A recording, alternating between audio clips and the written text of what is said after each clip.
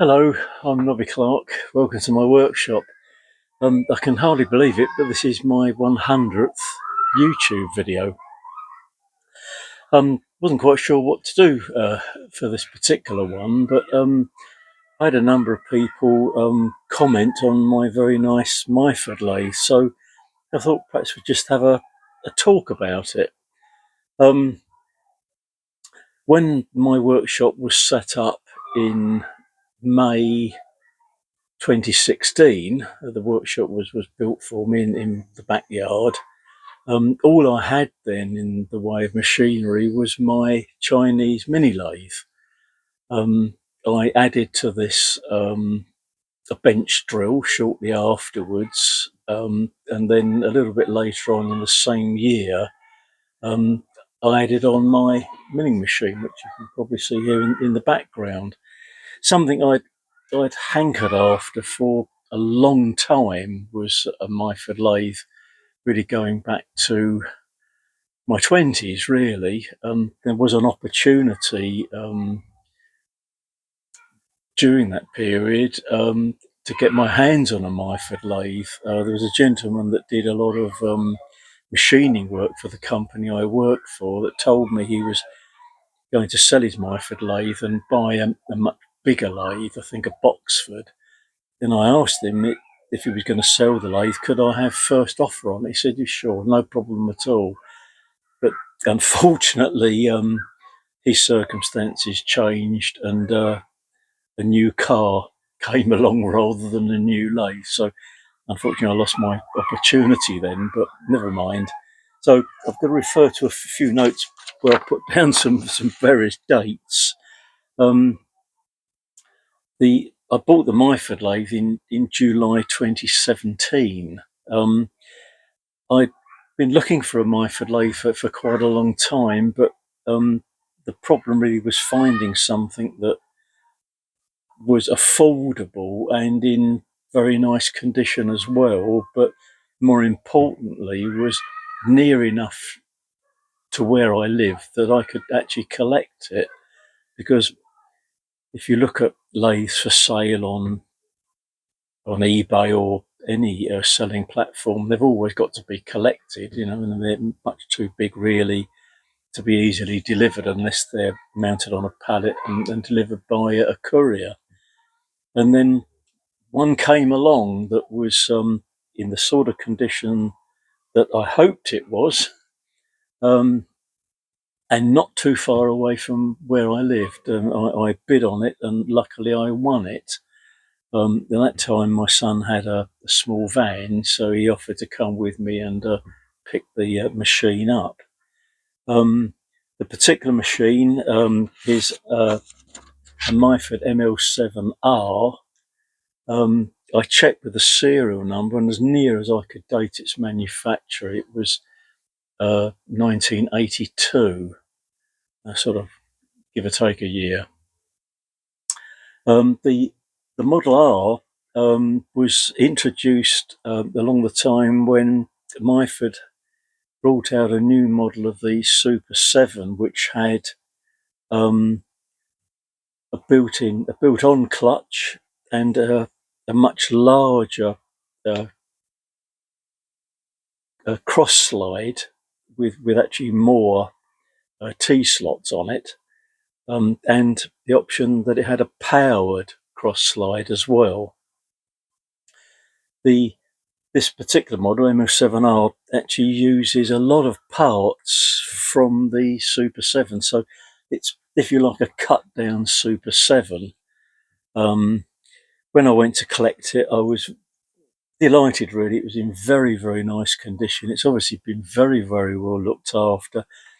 I don't really know what its background was, but obviously whoever had it before had really cared for it. All the paintwork is all original. There are a few little sort of chips on the paintwork, which a machine is ultimately going to pick up anyway. Nothing that can really be done about that. When I collected the lathe, it had some accessories with it. It had the 3-jaw self-centering scroll chuck, the Pratt Bernard chuck, also a 4-jaw independent chuck, same brand, Pratt Bernard, faceplate, catch plate, the Myford Dixon tool holder with a couple of only a couple of tool holders were included with it. Also, a selection of Morse Taper 1 drills. They were all just sort of loose in a box. I just made up this simple board and mounted them all up in order of size. There was an adapter from Morse Taper 2 to Morse Taper 1. I have used 2 or 3 of these drills, although most of them are in a need of resharpening, and I haven't really got the expertise or means of resharpening these, but the option is sort of there for me to do it in the future if I want to. But I thought I'd mount them all on the board just to keep them safe, basically, in the workshop. Over the years since I've had this, as I say, I bought this in 2017 in July. My son helped me bring it back here, and both of my sons helped carry this into the workshop for me. It's on a custom-made metal stand that I assume the original owner made for it. It would have been nice if it had been on a Myford cabinet, but I guess would have added considerably to the price of it. One of the first things I did was I just put a very simple splashback for it. It's just a couple of wooden uprights mounted to the base, and then with a plastic shield across here, just really to stop chips and oil getting splashed all over the place, although on occasions it has splashed back onto the Venetian blind in front of the window here.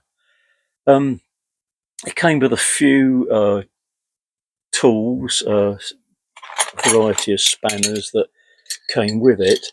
It didn't have the special spanner to release the tool holders, so that again was something that I made quite early on. I just found a 5/16 socket, piece of steel bar here, which I bent into shape and just put a little sort of plastic knob on the end of it, just to sort of make it nice to handle. It would be quite nice to have an original one, but I think the original ones are actually smaller than this, so that works very well. To tighten the tool post, the chap was just using a large spanner here to release that, so you can move the tool post around. I did later make this for it. I found that for a lot of operations, I do use this occasionally, but to my mind, it doesn't really pull the tool post tight enough and hold it well enough in position. So I don't use this very often. I think probably it needs a much heavier duty handle on this, but that could be addressed at some point. Just quickly look at my notes to see what else I can sort of really tell you about it. I was going to say this is probably my favourite machine in the workshop, really. I really love using the lathe. And over the years since I've had it, I've added quite a few items to it as well. One thing I managed to find at one of the model engineering shows was an original Myford rear tool post that you can obviously use for I've not locked that right down, but you can use for your parting off tool. And I don't think I've tightened that on, so obviously when not in use you can slide it over to one side so it's out of the way and just obviously remove the parting off tool from it, so you don't get caught on that. But this actually works very well, but it works sort of better than using the parting off tool on the tool post. But quite pleased to have that. Really, it's quite a sort of a nice accessory, and that was brand new. It was brand new and boxed, but it didn't have the tool holder with it. It also didn't have the, I don't know if you can see it, there's two little bolts that hold it the uh, onto the other T-slot. Below here it goes into the rear tier T-slot, and these lock it onto the front to lock it firmly in position. It didn't have those, but they were very easy to find. What else to tell you? One thing I did fit, I've got a note here when I actually fit it. In February 2022, I managed to find a really nice second-hand clutch for the lathe. This has improved its operation for me a huge amount, because when you're machining and you need to keep taking measurements all the time, rather than switching the motor right off every time, obviously you can use the clutch to stop the chuck from turning.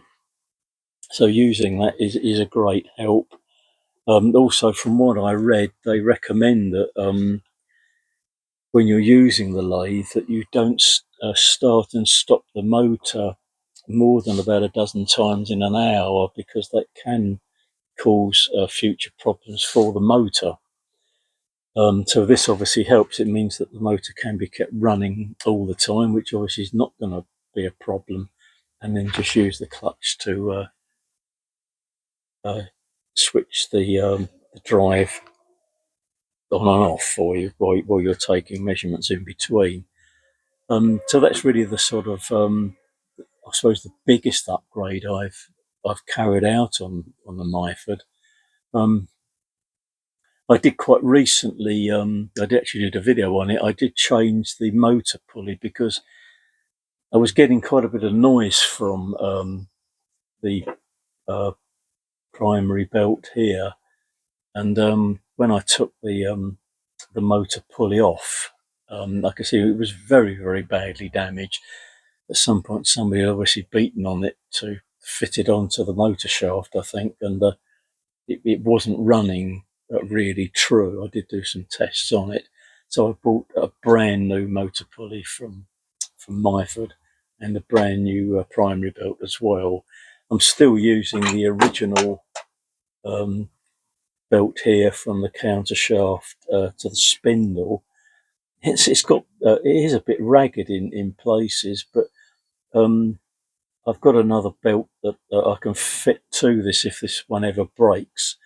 I don't think I can face taking the lathe apart to fit another one of these belts to it though. So I've bought myself from Myford a link belt, which can be very, very and quickly easily fitted to it. So that's I've got that in reserve if this belt ever breaks in the future. Another accessory that came with it was this Jacob's chuck. It's obviously very, very old. I mean, it could even be older than the lathe itself. It's a British-made Jacob's chuck. I do use it occasionally, but to be honest, I prefer actually a keyless chuck. So I've got a large keyless chuck that I use on that. That's something that I bought separately for the machine. But what I'm going to do is I've got all the accessories that I've got for the Myford laid out on my workbench here, and some of the added items that I've bought for it or made for it since as well. The light here, it's just a simple sort of angle poise type lamp. This was given to me with the lathe as well. And then quite a number of years ago, I was bought one of these magnifies with a light on the other side, which occasionally I use when I'm working on very small items. And I did not very long ago. I had this simple tool holder on the back here, so the tools that I'm actually using for a job at the time, I can just store on here very easily, so they're sort of immediately handy for any job I'm doing. But as I only had tool holders with the tool post when I got it, and when I've added a lot of tool holders since, a huge number of them, in fact. I mean, a fellow can never have too many of these, because you can have a whole array of different cutting tools ready mounted up, and it saves having to keep changing tools over, resetting the heights and everything else. These can all be preset to the correct center height for use straight away. What I've tended to do is buy the tool holders. They are import ones. They're not sort of genuine Dixon ones, but these do work extremely well. I think most of these tool holders here are manufactured in India. I've only had, out of the batches of them I bought, I tend to buy them in to get a good price on them in batches of 5, and I've only had problems with a couple of them, which were just immediately replaced by the supplier I bought them from. So no complaints whatsoever there. So bear with me while I turn the camera around to the work table, and I'll show you the other bits and pieces that I have for the lathe as well.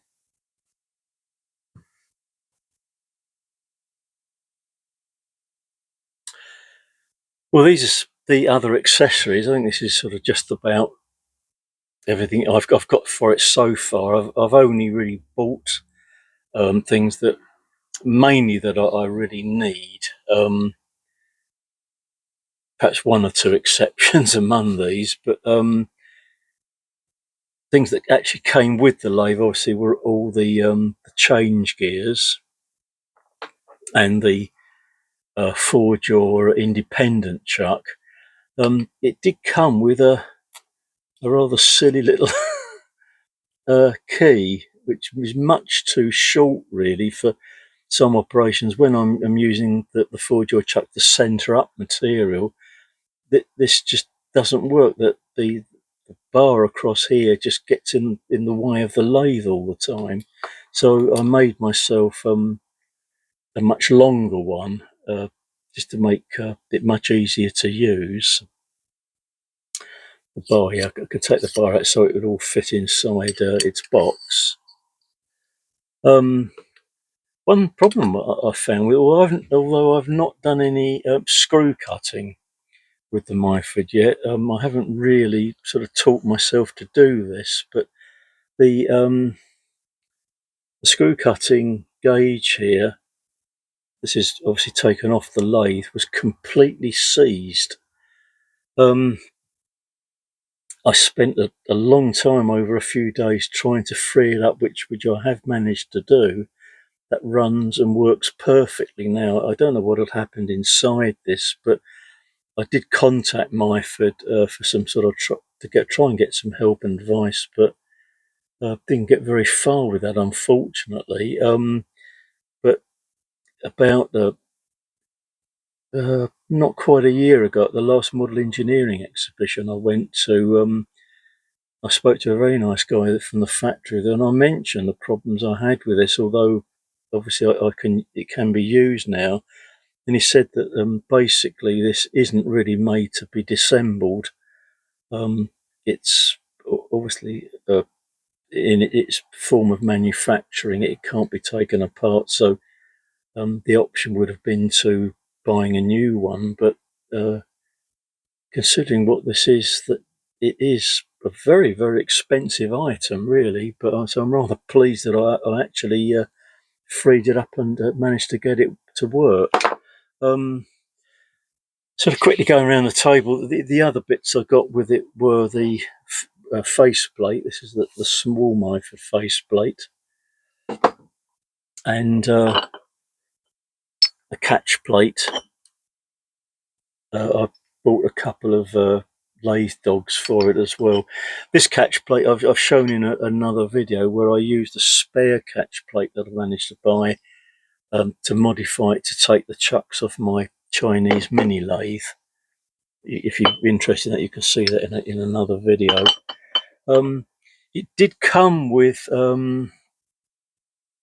dead centre and a revolving centre, but quite frankly they were so badly worn out they just couldn't be used. So when I have got a nice dead centre and a large revolving centre, which I bought for my Chinese mini lathe, but for some jobs the body of this is just too big.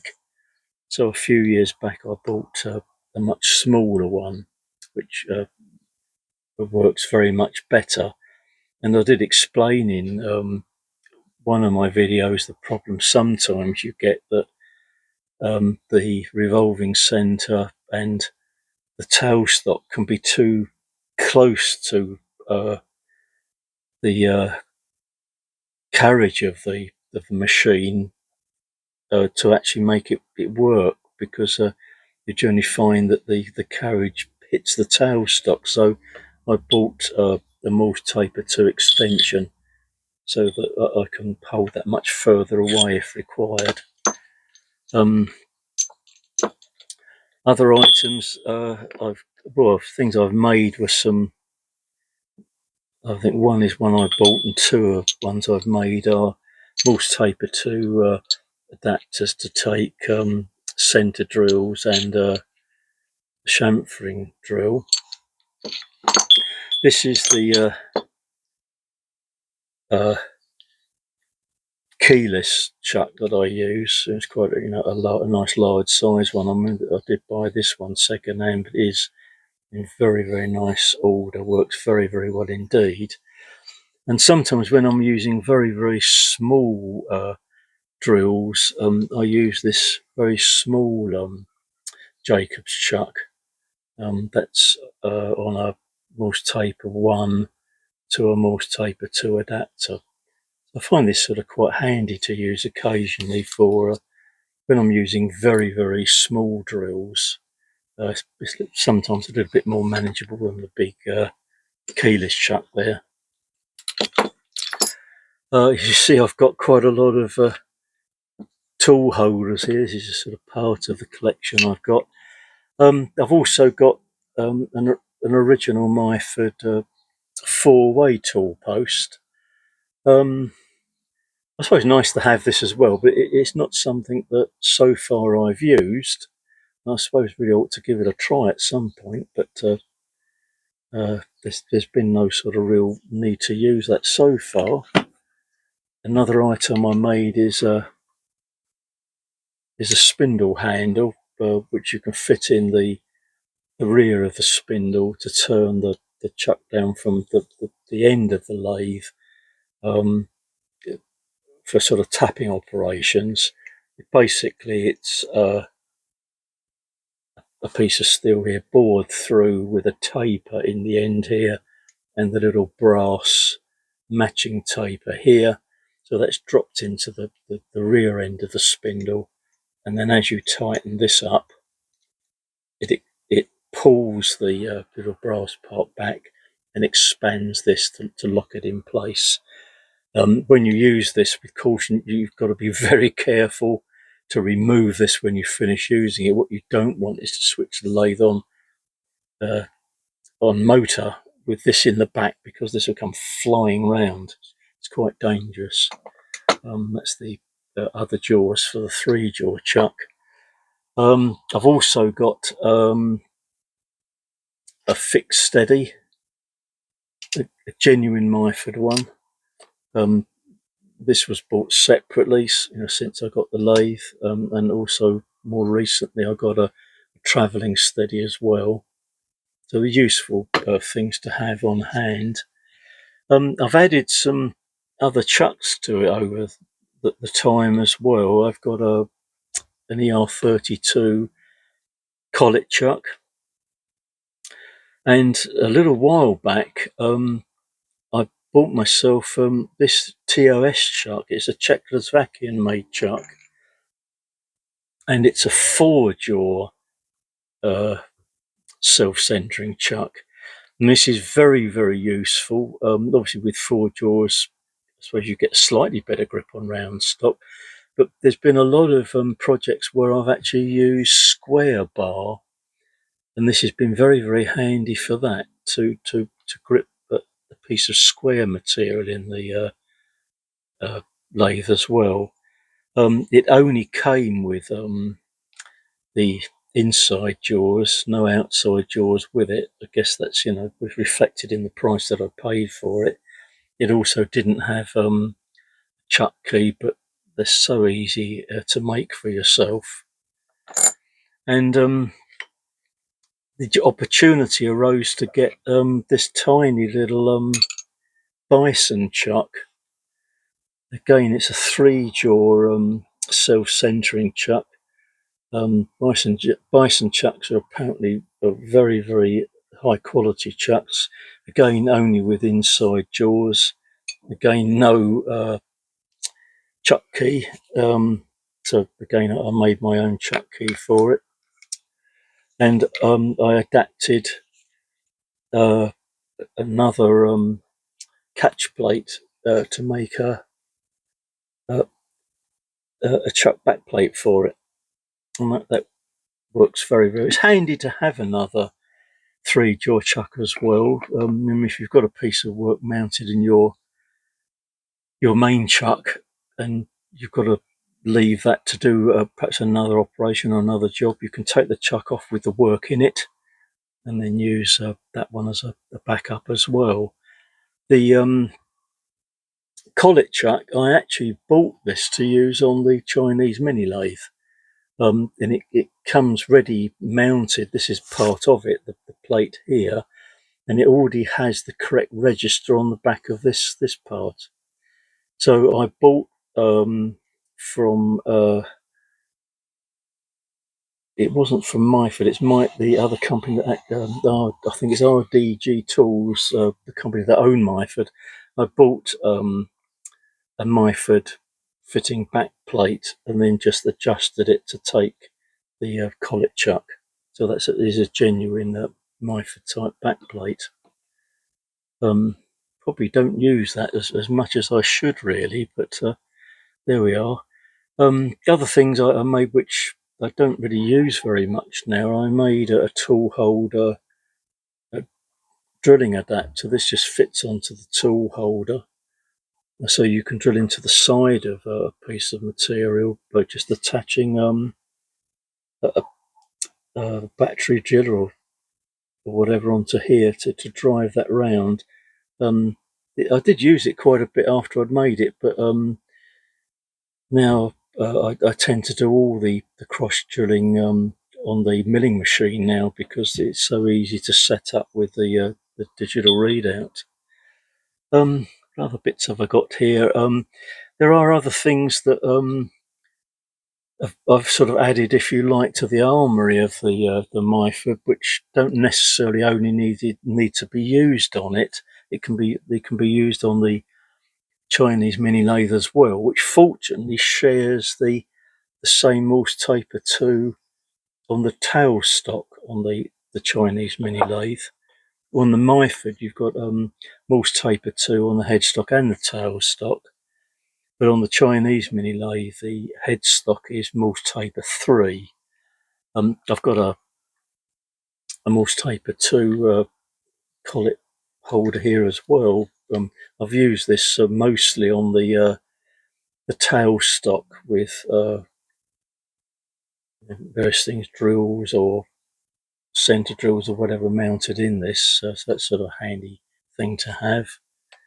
But these other items, there's a tail stock die holder, which also has you see that's a reversible die holder, so it will take 2 different size dies, and there's an adapter for the larger dies to go on here as well. Go straight onto the morse paper too, but obviously I can use this on both lathes. And also there's 2 adapters here to take taps.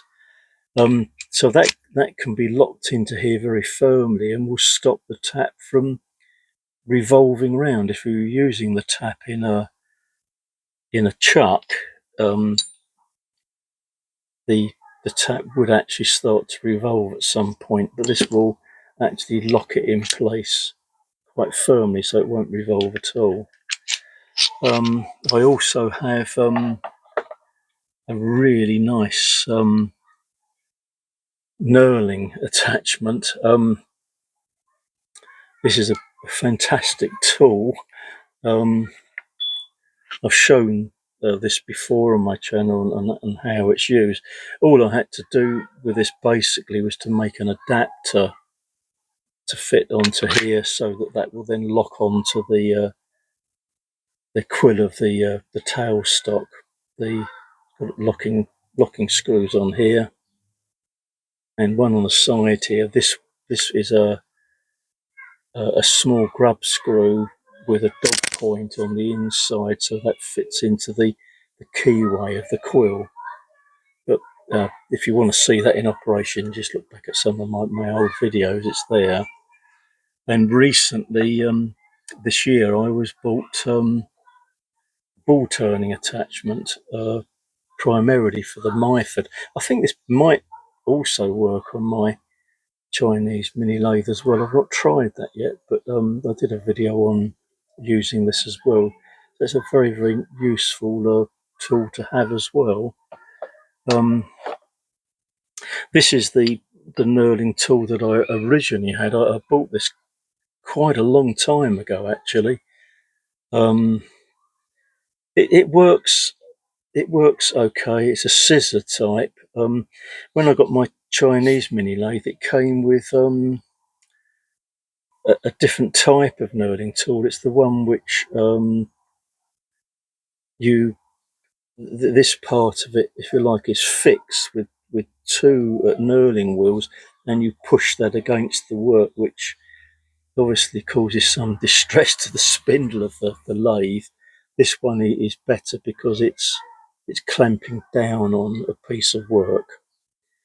I mean, I use this for a long time. It's been very successful. It has its slight problems in using. It tends to more to put pressure on the tool post than anything else, and if you're not careful, it can twist the tool post round slightly. But now I've got the this one, the index version, and that I use that all the time. Works very much better. So I sort of tend to use that one all the time now. So I've got sort of quite a nice array of accessories for the Myford. But when I used it for quite a long time with just the accessories that came with it, luckily having some accessories that I could pinch from the Chinese mini lathe to use on it to start with, and then gradually just adding these other bits and pieces that went along. I couldn't really buy all of these items at the one time. I just had to keep looking and looking to find basically what I wanted at prices that I could afford at the time. When I did probably pay, if anything, perhaps a bit over the odds for this fixed travelling steady rather, and I could have paid a little bit more than I paid for this for a brand new import one. But what I really wanted was a genuine Myford one, so I didn't sort of particularly mind that at all. I would rather have the genuine Myford accessories if I can possibly get them.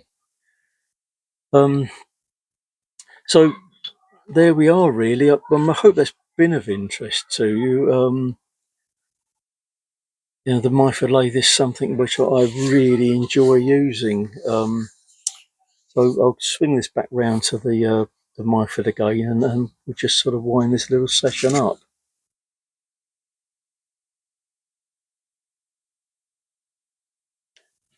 Well, there we are. There's not really much more I can say about the lathe, really. I'm so pleased to get this. It's a joy to use. It really is.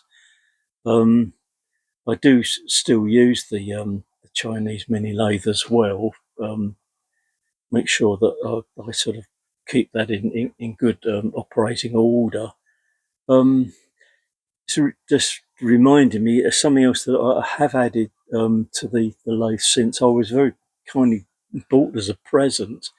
These resettable dials for the top slide and the cross slide, so you can move these to position, and then you can reset the dials here. That's been so useful because the original ones, obviously this part here doesn't move, so you've got to remember the individual settings on it, when you're making or trying to make very accurate cuts in both directions. This is an imperial lathe. I didn't mention that. So each segment here is 1/1000th of an inch, and they are incredibly accurate. It's very surprising. On the cross slide, I did originally have one of these that I made myself for it, which worked fine. I did show that in a video, and I think talked about how I actually ascribed all the individual 100 marks all the way around it. But that was a great thing to have on the lathe. It was very nice to get that as a gift. So this is Myford ML7-R from about 1982. It's a genuine one made in Beeston in Nottinghamshire. I know Beeston quite well because many years ago, a company I was working for in London bought a business where one of their business addresses was in Nottingham, and occasionally I had to go and go and work there. On some occasions, I was working there 1 or 2 days a week for a while, and I was staying in Long Eaton and getting the bus from Long Eaton into Nottingham every day. And every day I was there, I went right past the Myford plant, which was great to see it. And I think then it was still in operation.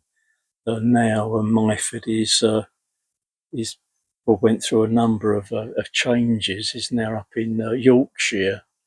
Obviously, different management there now, and I believe it now. I'm pretty sure now it is actually owned by RDG Tools, the ultimate owners of Myford. But they're still producing lathes and refurbishing lathes and selling all the accessories for them.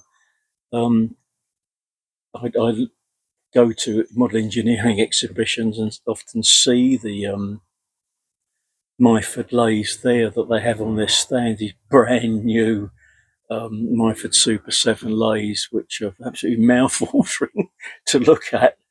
Love to have one, but they are slightly above my budget. So, as I say, I'm very pleased to have this one. It's by far the most expensive machine in my workshop. But thing is, though, I've got the pleasure of using this machine whenever I need to in the workshop, and I do know that that point when I'm no longer able to come out here and work anymore, that if my kids don't want to have the stuff that's in the workshop, then I could more than recoup what's been spent on this, I suppose. So it could be at some point, if necessary, passed on to someone else in the future to have a lot of fun with. Got my usual bit of wood in here to protect the ways of the lathe when you're changing chucks over, and also if you're sawing off a piece of material with a hacksaw so you don't drop the saw onto the bed of the lathe as well. So there we are. Anyway, I hope this has been of interest. Didn't quite know what to do for this 100th video, but I thought this might be of interest to someone to see the lathe. There's obviously lots of people out there that have Myford lathes, and I'm sure they share my enthusiasm for them. And of course, it's an English-made machine as well, which is really lovely as well. So again, nice to have you in the workshop with me. Thanks again for all the support I'm getting from subscribers and all the nice comments I'm receiving. I already have a video ready for the next weekend for you, which I hope you're going to enjoy. This one will be less talking from me and a bit more action. So I hope you enjoy that and will join me then. Anyway, thanks very much and bye bye for now.